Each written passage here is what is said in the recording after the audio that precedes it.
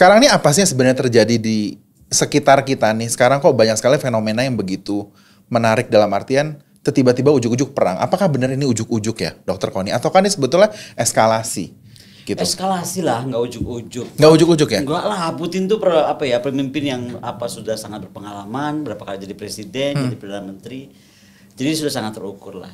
Ya kalau saya bilang pada gini loh, bahasa kasarnya semut itu kalau digigit ya di pojokan satu hari digigit juga gitu loh. Yeah. Dan ini bukan semut loh, Putin gitu loh, Vladimir Putin. Iya dong. Tapi maksud saya gini, orang kan cuma lihat tuh penggalan gitu, tiba-tiba dia marah, tiba-tiba dia melakukan demilitarisasi. Yeah. Padahal itu sudah banyak hal, termasuk dari 94 ketika Donbas itu terus menerus oleh Ukraina itu diganggu gitu loh. Jadi dari justru Putin itu masuk dalam rangka segi kemanusiaan untuk kemudian Donbas itu mendapat menjadi negara tanda kutip ya gitu.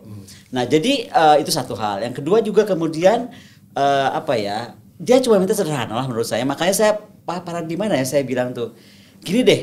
Peran dunia itu yang berhenti cuma gampang aja kok. Pernyataan resmi dari NATO bahwa dia nggak akan pernah taruh apapun terkait peralatannya dan mengundang Ukraine menjadi bagian dari NATO. That's it gitu loh. Kenapa jadi susah banget? Kenapa jadi bawanya itu langsung ke mana-mana gitu. Dan pernyataan Putin kan simpel aja dari dulu juga. Ya udah deh kalau nggak itu bayangin aja lah kalau gue taruh di Meksiko dan di Kanada. Ini harus diulang-ulang supaya orang tuh paham. Atau kita paham sekarang di Indo-Pasifik tiba-tiba misalnya AUKUS, The Quad sama FPDA menjadi Pakta Indo-Pasifik. Lalu menghadap si Malaysia itu kan FPDA itu. Perbatasan dari IKN gitu, apa kabar? Halo. Garuda di situ. Lu pasti marah lah gitu. Iya kan? Gitu. Tapi ya kalau aku boleh ini nih, kadang teman-teman publik juga ngelihatnya, Dokter Koni ini kok pro Rusia gitu, nggak ngelihat yang tertindas gitu kesannya. Nggak sedih ngelihat korbannya gitu, kata dianggap. Saya gitu. Malah melihat Putin yang jadi korban ya, Rusia yang jadi korban gitu, dan seluruh dunia jadi korban.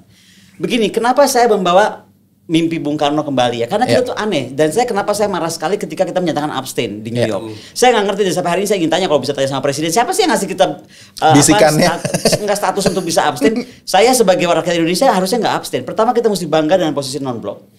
Kedua, non-blok itu lahir karena apa? Karena kita punya pemimpin besar yang ingin merubah dunia, merasa dunia itu sudah running nggak fair banget. Jadi ada coalition of the willing. Ya kan, Amerika, Aliansi dan kawan-kawannya. Di luar itu mereka melihatnya itu coalition of the non-willing. Jadi you or me atau with me or against me itu udah sebenarnya sudah tertanam betul gitu loh. Baik di Amerika Serikat, di aliansinya di NATO dan kawan-kawan. Nah, salah satu poin terpenting dari non-blok adalah anti aliansi atau anti aliansi fakta pertahanan. Karena nggak mungkin dunia itu akan semakin stronger satu pihak, ya kan? Yang satu akan semakin weaker. Lebih gila lagi sekarang yang kemudian tanda kutip nih muncul adalah Putin, bingung kan semuanya gitu. Karena wah ini hampir sama gede sama aku nih gitu kan. Coba perhatikan ketika Irak, Libya, Afghanistan itu negara jauh lebih kecil, hampir hancur semuanya, betul. Beda kalau terhadap Rusia yang dilakukan adalah kemudian sanction gitu. Dan sanksinya menurut saya itu sangat nggak manusiawi. Sanksi itu dilakukan dalam sebuah negara untuk menekan rakyat supaya ada gerakan politik terhadap kepala negara. Itulah fungsi sanksi. Ya ada untuk negara. Ada sanksi ekonomi, ada sanksi ini, sanksi itu. Tapi bayangkan sanksi untuk Rusia. Udah nggak manusiawi. Percaya nggak? Semuanya udah you are dokter ekonomik ya. Ataulah kalau sebuah ekonomi gini loh. Sebuah negara itu akan jalan baik kalau dia punya 4 elemen itu jalan. Diplomatiknya, ekonominya, militernya, informationnya. Rusia itu semua udah dimatikan sejak 2014, sejak Crimea. Sebenarnya ada sanksi ini, sanksi itu, gitu, ini itu. Apa yang dia punya tinggal? Elemen militer. Ya dia akan gerakkan elemen militer itu. Dan saya sampai hari ini masih merasa itu bukan invasi. Invasi itu kalau dalam ilmu kita, invasi itu kita datang, dudukin, ambil. Mana? Kota apa yang dinyatakan sama Rusia jadi punya Rusia hari ini? Walaupun dia sudah merangsak maju, nggak ada. Gitu loh. Nggak ada. Ini demilitarisasi, tapi memang si Ukraina ini juga jadi papetnya kelamaan gitu loh kalau menurut saya. Jadi papetnya kelamaan, jadi kebanyakan yang dengar. Sebentar dengar NATO, sebentar dengar EU, sebentar dengar Amerika Serikat, pusing sendiri kan. Lihat dong dari mukanya. Dia nggak confident as a leader gitu loh. Nah, jadi kalau saya melihat ada yang mesti di blaming atau dikasihani di sini justru Presiden Putin karena sanksinya kebangetan. Can you imagine sampai anjingnya Rusia, kucingnya Rusia tuh nggak boleh ikut kompetisi? Kemarin 2 hari lalu pohon oak, you know pohon oak? Pohon oak itu ada kompetisi di Eropa. Jadi mana pohon oak terbaik, bagaimana? Pohon oak nggak boleh ikut. Jadi menurut saya udah beyond belief gitu loh. Internet dimatikan. Mereka lupa ya. Mau apa? Swift system dimatiin. Rusia udah siap. Dia punya Swift system sendiri. Oke? Uangnya dia diambil. Cadangan terbesarnya di Cina. Yang lain di kripto.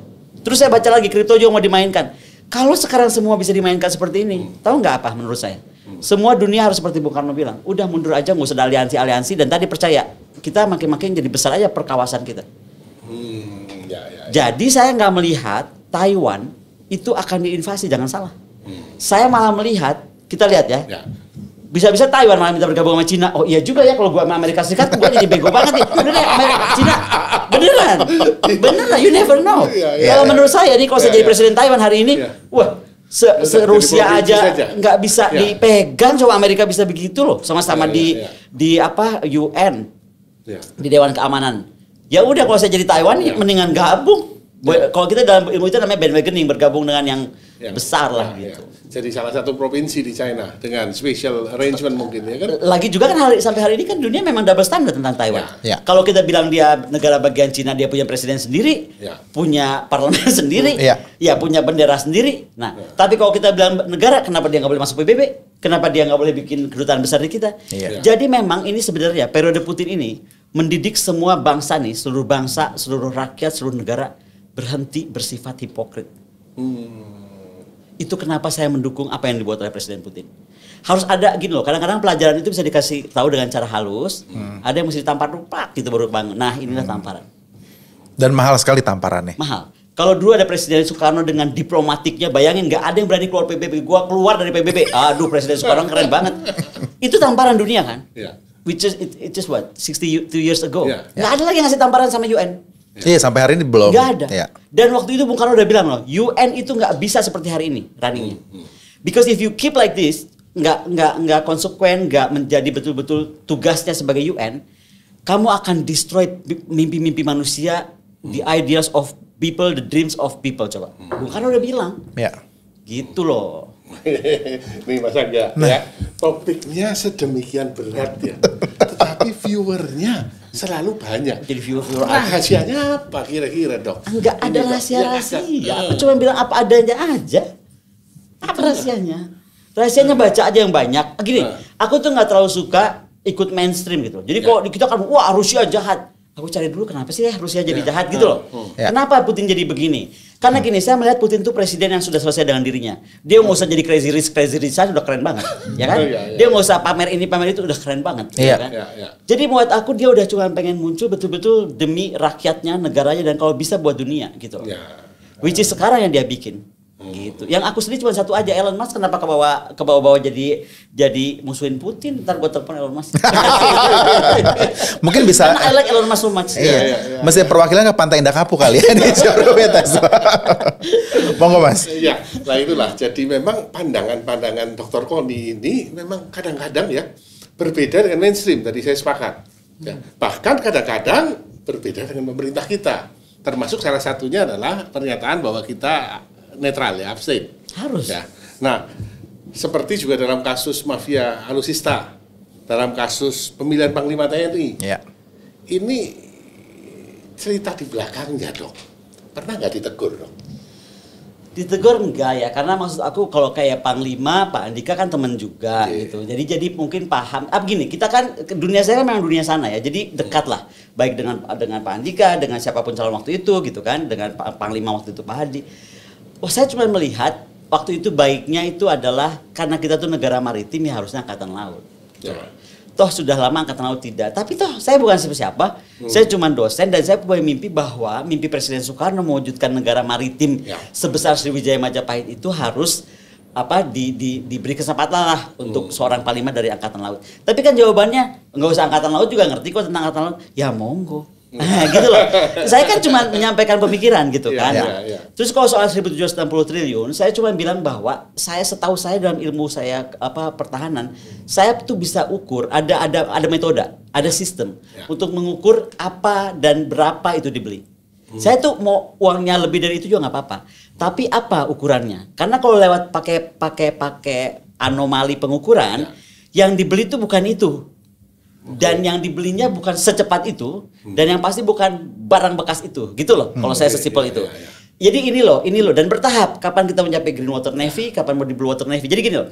Hari ini saya mau ke misalnya main saya cuma sebatas Jakarta gitu. Ya kita pakai motor juga masih bisa kan? Tapi kalau kita mainnya udah mesti ke Jawa Timur, ya udah mesti pakai mobil dong. Sama gitu loh. Sekarang analoginya kita kapan beli F35, kapan beli F15, ya itu ada hitungan itu. Jadi nggak bisa tiba-tiba punya F35 lu bawa kemana? F35 bawa ke Papua? Ya kena. Jadi roadmap-nya perlu ditata. Gitu roadmap katanya sudah tertata, tapi roadmap aja nggak cukup. Jadi masalah anggaran itu harus diikuti dengan bagaimana sistem pembelian. Karena kita tuh mesti mengerti bahwa ketika ada anggaran pun misalnya tiba-tiba dari langit turun, halo gitu kan, ini turun banget nih, silahkan jor-joran bikin lagi terkuat. Tetap aja kita mesti tahu ini tuh cat meat cycle-nya seperti apa, kapan dia dibeli, kapan mengganti yang sedang berjalan, kapan gitu loh. Jadi ada banyak hal yang mesti dipikirin, bukan tiba-tiba beli aja, lupa logistiknya, lupa infrastrukturnya, lupa personilnya, lupa information systemnya, panjang lebar kan. Tapi aku pengen mempertajam pertanyaan Mas Haris, kan sebetulnya disenggol ini bukan main-main loh, Dokter Koni. Aku nggak nyenggol.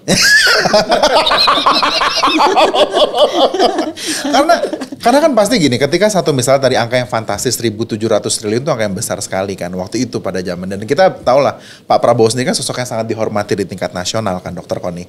Dan ketika Anda men-challenge gitu satu gagasan gitu, satu roadmap tiba-tiba keluar. I didn't challenge him. Ini yang makanya lucu. Saya tuh nggak challenge dia. Saya cuma bilang setahu ilmu saya, kan saya sekolah. Makanya saya bilang saya tuh kalau dibilang pengamat saya agak marah. Saya tuh lebih analis, betul nggak sih? Karena saya tuh belajar, saya tuh sekolah. Jadi bukan pengamatnya gitu kita komentar gitu. No. Setahu saya tuh punya dasar basic ilmu untuk bicara gitu. Nah kebetulan saya bilang kayaknya nggak gini deh caranya. Begini. Kalau saya yang dibeli ini, kapan belinya? Ini gitu loh. Jadi nggak challenge. Kalau challenge ya saya nggak akan dipanggil Bu Puan, ditanya Bu Koni coba saya pengen tahu hitungan Bu Koni gimana, yang mau dibeli apa enggak dong. Iya dong, betul nggak? Saya tuh sampai dipanggil Bu Puan. Saya kan kena COVID karena dipanggil Bu Puan. Karena Bu Puan bingung kenapa beda banget ya hitungan Pak Jokowi sama Bu Koni gitu. Nah, yang kita perlukan adalah leaders seperti Bu Puan. Jadi gini, kadang-kadang di kita ada akademisi muncul berbicara itu dianggap menentang atau dianggap challenge, dan akhirnya dipertentangkan terus di ruang publik. Bahasa challenge. Padahal I didn't try to challenge him. Saya cuma bilang saya nih tahu betul, saya, keluarga saya, kita, lingkungan kita tuh bayar pajak, betul? Betul. Nah, dan ada yang bayar pajak tuh berdarah-darah loh, pakai nangis, aduh pajak saya. Apalagi pas nyetor Bu, bentar lagi. Nah, jadi maunya saya uang itu pun dipergunakan sebaik-baiknya gitu. Karena kan itu uangnya rakyat. Kecuali uang dia pribadi mah, sok aja mau diapain juga. Betul. Setuju. Pengawasan ya ternyata. Fungsi pengawasan mirip sekali. Menarik sekali dipandangkan. Menarik sekali. Nah ini ada banyak hal sebenarnya, mumpung ada. Ahlinya. Iya, kan? setuju. Ya, ini kan Republik ini beberapa kali mencoba ya sosok seorang Menteri Pertahanan.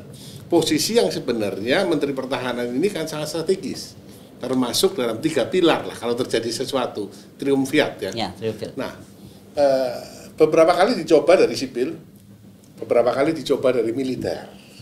Nah, kalau menurut Dr. Koni, kedepannya melihat tantangan yang dihadapi Indonesia, apakah memang harus dari militer atau dari sipil juga tidak ada masalah? Pertama, Menteri Pertahanan itu bukan menteri coba-coba. Setuju. Jadi kalau kata jangan main-main. Coba-coba. Jadi Menteri Pertahanan itu betul tadi sampaikan itu sangat strategis. Kedua, saya nggak peduli dia sipil, dia militer. Yang penting dia punya vision. Karena sekarang ini menurut saya kalau kita nggak punya vision, jadinya tuh khawatirnya kita nggak tahu mau kemana. Padahal dunia sudah berubah. Seperti tadi saya sampaikan. Eskalasi misalnya FPDA seperti apa, eskalasi AUKUS seperti apa, The Quad, belum lagi ada Macron itu dengan Le Grand Puissant l'Asia Pacific menjadi negara terbesar Asia Pasifik. Saya baca dokumennya Macron mau pingsan saya, Perancis nganggap Asia Pasifik itu sebagai tempat di mana dia harus menjadi the great power. Ada apa sama Perancis itu kan? Then we read the document. Yang mengerikan dari Perancis adalah sebenarnya dia itu akan melakukan operasi militer selain perang untuk masalah lingkungan. Jadi be very careful. Kita tuh mengartikan kata-kata bahasa Inggris kadang-kadang jadi bingung. Military operation other than war. operasi militer selain perang. Ya. Dikira ya udah militer ngapain aja pokoknya nggak perang. Ya. Padahal maksudnya juga bisa begini. Dia bisa beroperasi perang ketika dia merasa itu ancaman buat negaranya. Nah, Perancis dalam dokumennya itu menyatakan bahwa ancaman lingkungan di dekat Laut Cina Selatan, karena itu tempat fish dunia, energi dan lain, itu bisa menjadi ancaman buat dunia, which is ancaman buat Perancis. Makanya bisa deploy pasukan. Itu kenapa dia dalam waktu cepat membangun pangkalan di New Zealand, pangkalan di mana? Di Australia. Bandingkan dengan kita. Ketika dibilang military operation dan war, tentara bersihin kali. Tentara masuk sawah. No, it's okay kalau memang mau begitu, tapi maksud aku tolong ya, tugas utama lu tuh war. Which is operation of war-nya atau other than war, tapi it's war gitu. Itu. Tapi kan gini, Lu kayak kagum banget liat gue iya melulu. Aku lagi mikir dulu soalnya dua-duanya pinter. Ini tulisannya Yuval Noah Harari. Ya. Itu kan menarik tuh, bahwa war nggak akan terjadi lagi. Salah ya. Harari udah mesti tutup bukunya lah. Buktinya terjadi. Ya, paling tidak karena cost-nya semakin meningkat. Ya. Sementara benefitnya semakin kecil. Itu make sense juga loh. Kalau Harari, saya pengagum Harari. Tapi untuk satu itu saya mesti challenge dia, mesti saya bantah. Pertama, dari era Nabi Adam, ya, dari mulai bumi ini ada, dunia itu pasti akan terus perang. Ada 4 hal yang bikin dunia perang. Ini saya itu kalau dari ilmu hubungan internasional, saya alirannya realis. Jadi dia akan perang karena resource, sumber daya, kemudian agama. Wah, agama juga ya. Religion, because people's going to do something in the name of God. Dan kita nggak bisa tanya Tuhannya kan, benar nggak Tuhan lu nyuruh itu kan enggak? Dan bibit-bibitnya udah ada terjadi di saat ini kan? Ya silahkan dibuktikan. Tapi maksud aku itu teori yang kalian. Jadi trade, resource sama ini trade road. Jalur perdagangan, which is kita punya Syrian of Communications, ada Selat Malaka, ke Selat Makassar, Selat lain ini, Selat itu. Kita tuh kalau di total selat kecil dan besar kita tuh 12. Itu kenapa Amerika selalu bilang kan dia mau freedom of navigation. Jadi kalau kita sekarang kasih Alki 1, Alki 2, Alki 3, dia nggak mau. Amerika gitu loh. Enggak, gua mau freedom of navigation, gua mau belah Laut Jawa, duduk gitu. Makanya aku pernah bilang apa kita mau non-blok terus. Kalau non-blok terus, kita harus kayak Bung Karno. Nah, itu dia. Bisa memainkan peran dengan cantik dalam faktor dime tadi, diplomatik, kan, information, he's a good speaker. Dia itu di dunia, jangan salah ya, Bung Karno itu dihormati dunia namanya jadi jalanan. Kalau nggak salah kan di Korea Utara ada nama jalan Soekarno. Itu dia bukan barter. Halo, nama kamu taruh di sini, nama saya taruh di sana. Bukan. Itu karena respect dan hormat. Kalau janjian aja mah kita juga bisa. Pamulang bisa bukan itu? Saya bantu. Benar, kalau itu saya pribadi membuktikan. Tadi saya cerita ke Bu Koni, ya kan, bahwa saya sendiri pernah diselamatkan oleh Bung Karno di Yaman. Ya, ketika saat itu diculik ya.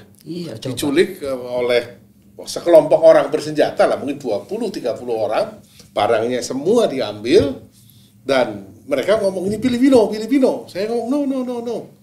Cino, no. Saya ngomong Indonesia. Sesaat setelah saya ngomong Indonesia, mereka seolah-olah freeze gitu. Dan ngomong sendiri dalam bahasanya, akhirnya mengembalikan semua barang-barang yang sudah diambil. Dan mereka meluk kita berdua saat itu, sambil kemudian pergi begitu saja dengan peneriakan Soekarno. Coba bayangkan. Coba, hebat sekali kan. Jadi yang dibikin gebrakan tuh bukan di tanah air. Dunia, gitu. Kalau itu karena kan kita tahu sebelum konferensi Asia Afrika, itu kan setelah Perang Dunia Kedua hanya ada beberapa negara yang merdeka. Indonesia, Vietnam, Cina ya. Pokoknya setelah PBB, gerakan non-blok itu adalah gabungan negara-negara terbesar. Bayangin, hebatnya Presiden Soekarno itu. Dan tahunnya 55 ya. Tahunnya 55. Tahun ketika. Dan itu sejarah Rusia juga mengakui kita itu juga panjang. Jadi waktu di UN Assembly itu mereka nggak mau mendeklar, Bung Karno kemudian terbang ke Moskow. Dan Moskow menerima itu, dan jangan salah Bung Karno tuh kita tuh dipinjamkan uang $100 juta. Makanya saya bilang kan, tanpa Rusia kita tuh mungkin nggak merdeka. Bukan masalah saja alat perang gitu loh. Jadi banyak hal kita disupport oleh Rusia. Rumah sakit persahabatan itu Rusia loh. Ya. Coba main-main ke situ. Ada cerita di situ spooky namanya Suster Merah. Itu suster yang meninggal saat bertugas dan sekarang jadi suka mendatangi orang-orang sakit di sana, itu Suster Merah itu. Ya. Itu orang Rusia, makanya dibilang Suster Merah karena mukanya merah. Gitu oke. loh. Jadi banyak hal kita tuh dibantu oleh Moskow. Nah, bayangkan perjanjian kita dari tahun 57-an tuh kan. Saya aja menandatangani, membantu untuk mengkonsepkan perjanjian strategis kita dengan Rusia itu 2015 kalau nggak salah 2016an. Jadi kita tuh banyak perjanjian strategis. Nah itu kok bisa kita sama temen apa ya? Kalau saya bilang tuh Berkhianat. betray. Iya. At least kamu udahlah kita tuh mbok abstain kan paling aman. Orang kita non blok tuh kan paling aman harusnya. Kenapa Abstain, ambil betul. sikap gitu loh. Sebelum ngomongin soal masalah Bung Karno yang pasti akan panjang karena saya ini punya Mas Haris dan Dr. Koni yang mau mengagumi Bung Karno. Saya pengen ke Dr. Koninya dulu. Bahwa sebagai seorang perempuan, saya pengagum perempuan-perempuan hebat gitu dalam kehidupan saya. Ini benar loh. Selain karena saya lahir dari rahim perempuan ya, dari ibu saya. Bidang yang Dr. Koni pilih itu, satu resikonya tinggi karena berurusan dengan banyak sekali spektrum yang sangat kompleks. Itu pandangan saya sebagai awam. Kemudian juga secara keilmuan, nauzubillah ribetnya. Enggak juga. Nah, satu lagi adalah, dan saya bisa menyimpulkan secara pribadi adalah kadang-kadang seksis juga gitu. Kadang-kadang perempuan, sekarang panglima tinggi perempuan di Indonesia juga nggak banyak kan yang punya bintang di pundaknya gitu. Akhirnya, Panglima tinggi jenderal. iya Pati, sorry maksud saya, panglima itu. Dokter Koni akhirnya bisa kuat sampai sekarang, itu apa sih yang menjadi rahasianya? Ya punya keyakinan aja. Karena yang saya lihat dari Bung Karno itu apa sih? Nah langsung Beliau tetap itu Bung Karno.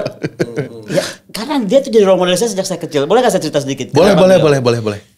Nenek kakek saya itu kepala perikanan darat yang didirikan oleh Bung Karno. Jadi kalau sekarang ke IPB itu ada foto kakek saya dengan Bung Karno. Oke. Dan perikanan darat itu besar sekali di Sukabumi. Coba main-main ke perikanan darat Sukabumi, Google deh. Di situ ada makam, satu-satunya makam itu makam kakek saya. Jadi kakek saya sejak ditunjuk Bung Karno hingga meninggal tuh di sana. Ya. Bung Karno, kakek saya tuh kawin sama nenek saya yang setengah Belanda, dia Indo. Oke. Untung gue gak kayak orang Belanda nih sebenarnya. Jadi dia tuh jago masak Belanda. Wih. Nah Bung Karno tuh senang sekali kalau Oma tuh masak. Jadi mereka lama-lama berteman. Di ruang tamu keluarga kami itu di Sawanggaling, Jalan Sawanggaling Bandung, itu sebelah asrama ITB, asrama B. Itu foto Bung Karno tuh gede banget. Foto keluarga kecil-kecil di atas meja, tapi foto Bung Karno dengan pedangnya tuh di kamar, komando, ya. di ruang tamu. Bukan cuma ruang tamu, kamar tidur. Dan setiap saat saya ngomong sama Oma gitu kan, selalu bilang, Bung Karno tuh hebat, Bung Karno tuh gitu loh. Jadi dari kecil sudah ada. Nah waktu kita sekolah kan akhirnya jadi kepengen tahu apa sih hebatnya gitu.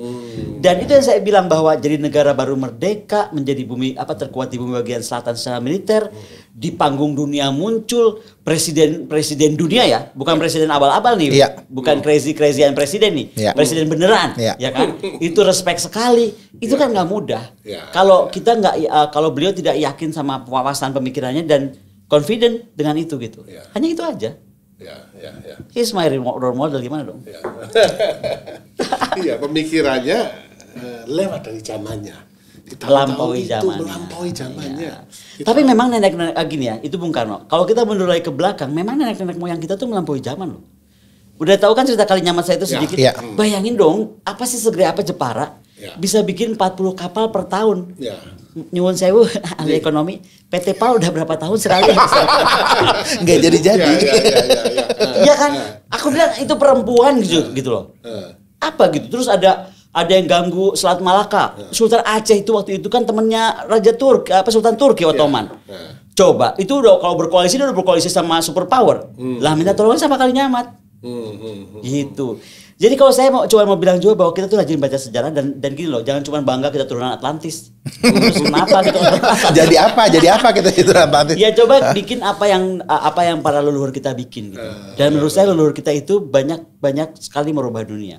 Banyak. Dan sekarang Ratu Kalinyamat sedang diperjuangkan menjadi pahlawan nasional ya. Ya, dari Ibu Mega sudah menyebutkannya dalam pidato kemarin, makanya saya senang sekali, terima kasih. Perjuangannya panjang sih untuk perjuangan Ratu Ratu Kalinyamat. Dia gini loh, hoax tuh ternyata dari zaman dulu. Ngeri ya? Kan dia perempuan hebat. Si Iya. Belanda kan pusing juga nih, bukan cuma Belanda, waktu ada juga antara Kudus, biasalah kerajaan-kerajaan ini Iya. juga bersaing.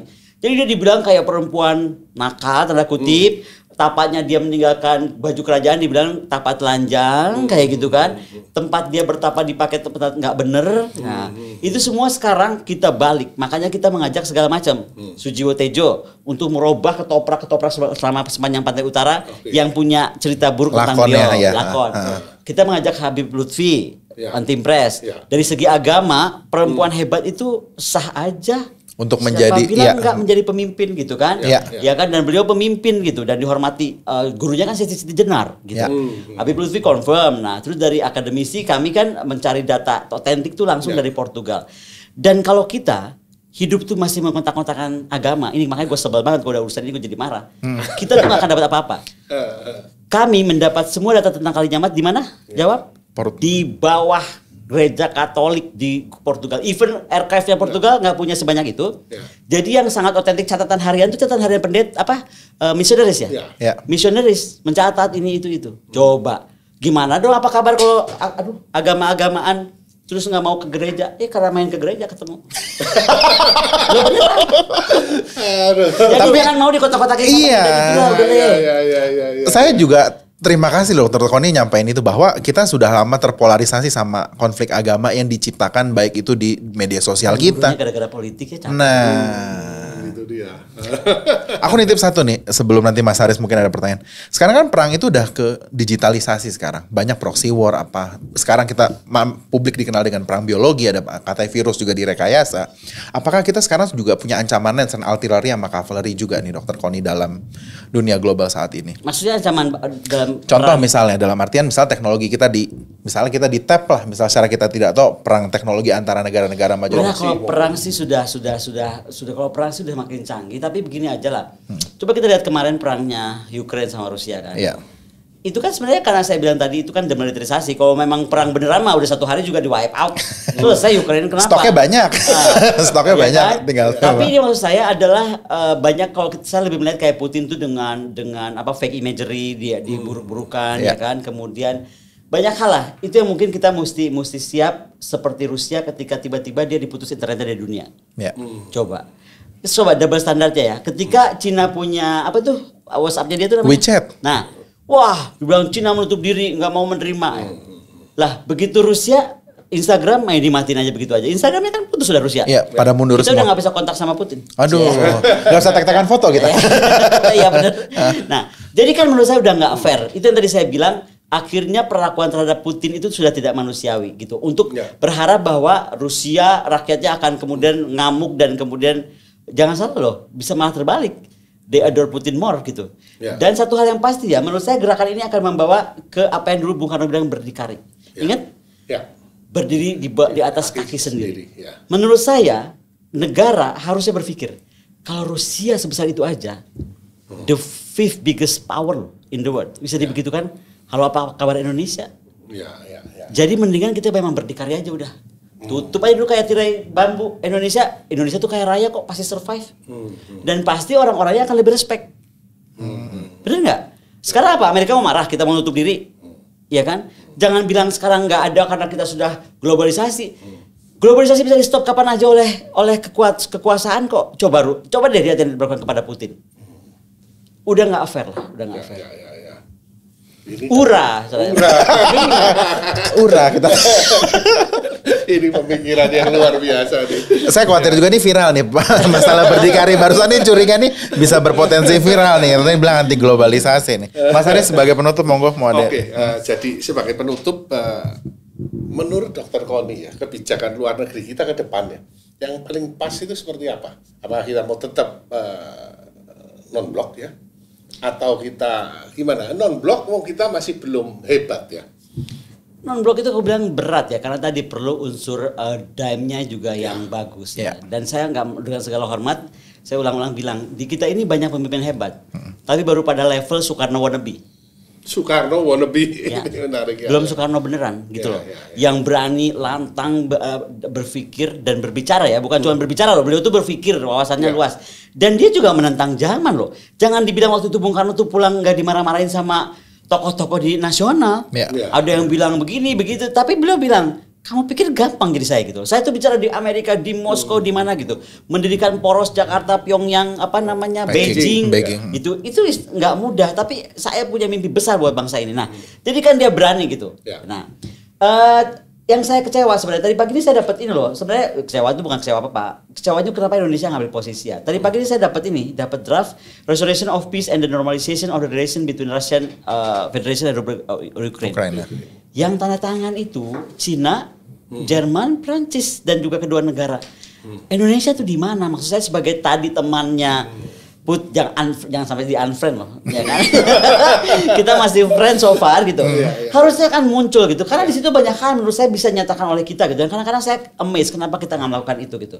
Misalnya cuma untuk bilang bahwa ini ya nomor satunya tuh Ukraine akan berjanji tidak akan pernah join NATO, which is our point kan, my point gitu kan dari hari pertama itu nomor satu dibuat. Kenapa nggak Indonesia ngambil posisi dari pertama begitu? Kemudian berjanji untuk regain position of nuclear weapon. Jadi siapapun sekarang di belahan sana itu tidak boleh membangun nuclear weapon capacity.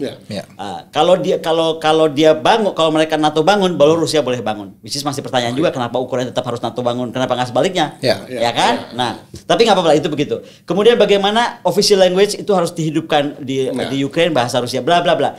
Maksud aku ini kan pointers yang sebenarnya bisa didorong kita gitu loh, karena kita punya tadi strategic partnership with Moscow. Tapi anyway, apapun itu kita harus berdoa saja. Ada 19 poin. Draft ini siap ditandatangani oleh Presiden Putin dan Presiden Zelensky. Semoga itu segera terwujud, dan yang paling penting dunia itu bisa belajar bahwa kadang-kadang jangan dulu nyebur masuk kali baru sadar baru bangun gitu. Ya kan? Kalau dibilang ada kali di situ udah jauh-jauh gitu. Nah, maksud aku yang dari awal dibilang sama Ukraine sama Rusia kan jangan taruh NATO di situ. Kenapa mesti nunggu sampai begini heboh? 2,5 juta pengungsi loh per hari ini. Ya kan? Mengerikan sekali. Baru kemudian tersadar bahwa oh iya ya yang Putin bilang bikin benar juga gitu. Kadang-kadang kan people choose to learn the hard way ya. Nah, semoga kita enggak. Jangan sampai. Oke dok, luar biasa sekali nih dok. Andai kita punya waktu lebih panjang, pasti banyak hal yang kita pengen serap dari Dr. Koni. Tetapi ini satu pembelajaran yang mahal sekali ya, Mas Haris. Dr. Koni, kita mengucapkan terima kasih sudah mampir ke Perspektif Haris Turino.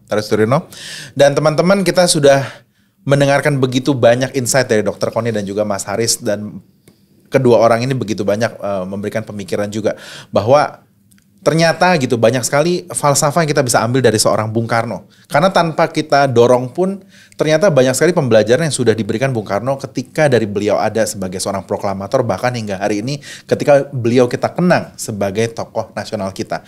Jadi banyak sekali pembelajaran, mungkin tuh pesannya juga Dr. Koni untuk mengenal para sejarawan kita ya. Para tokoh, para founding fathers dan kita. Dan juga para nenek moyang kita yang hebat-hebat itu.